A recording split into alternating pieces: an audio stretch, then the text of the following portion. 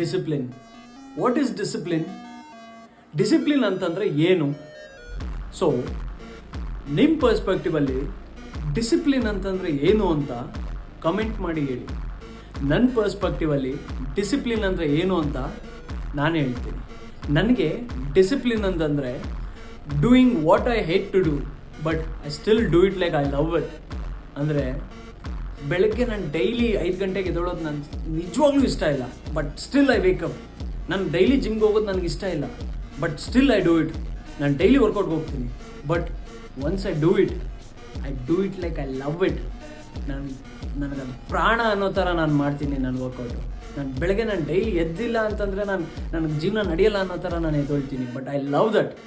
So that is discipline for me. So ನೀವು ಹೇಳಿ, ನಿಮ್ಮ ಪರ್ಸ್ಪೆಕ್ಟಿವಲ್ಲಿ ಡಿಸಿಪ್ಲಿನ್ ಅಂತಂದರೆ ಏನು ಅಂತ ಕಮೆಂಟ್ ಮಾಡಿ ಹೇಳಿ. ಸಿಗೋಣ. Love you all.